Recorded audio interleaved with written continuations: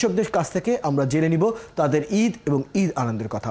আমাদের সাথে যুক্ত হচ্ছেন মানিকগঞ্জ থেকে যুক্ত হচ্ছে সবজি চাষী বশির আহমেদ, যশোর থেকে সবজি চাষী শাওন আহমেদ এবং নওগাঁ থেকে ধান চাষী আব্দুল মোল্লা আমাদের সাথে যুক্ত হচ্ছেন।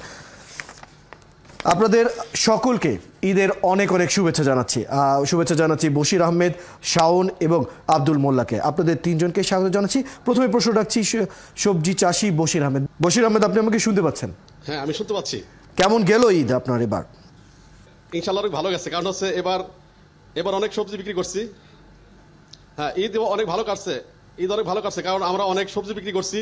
সবজি বিক্রি করে কিন্তু অনেক টাকা পেয়েছি, অর্থাৎ এবার আমি শীতকালে অনেক সবজি সহ বিভিন্ন সবজি করছি, যার কারণে আমার ঈদের আনন্দটা অনেক ভালো গেছে।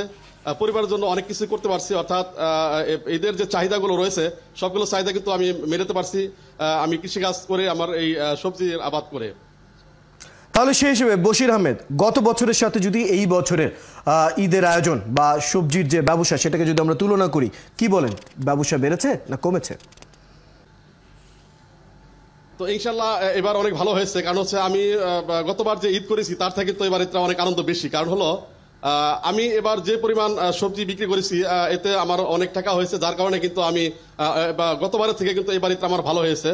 অর্থাৎ এখন মাঠে আপনারা দেখতে পাচ্ছেন আমার পিছনে কিন্তু গ্রীষ্মকালীন সবজি আবাদ করেছি, যেটা চাল কুমড়া আছে, চিচিঙ্গা আছে, তারপর হচ্ছে দেশি লাউ আছে, করলা আছে। এগুলো কিন্তু আমি এখনো ঈদের পরে কিন্তু আবার মাঠে এসেছি এবং এটা পরিচর্যা করতে আসি।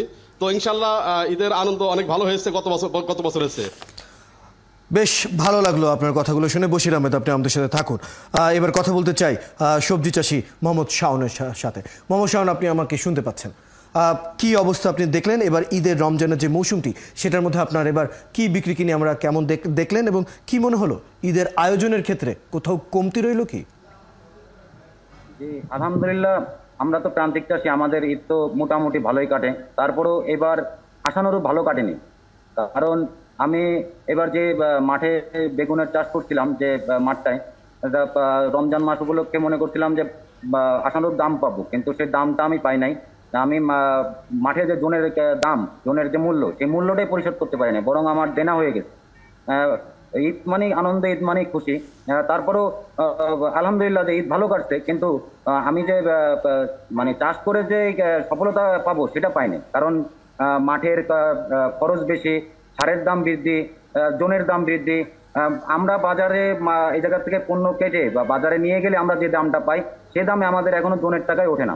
গত এই রমজানে আমি বেগুন চাষ করছিলাম, বেগুনে আশানুরূপ আমি লাভজনক কিছু পাই নাই, বরং আমার লসই হয়েছে। তারপর আলহামদুলিল্লাহ আমরা তো প্রান্তিক চাষী, আমাদের ঈদ যেমন কাটার আলহামদুলিল্লাহ ভালো কাটছে, সেরকমই কাটছে।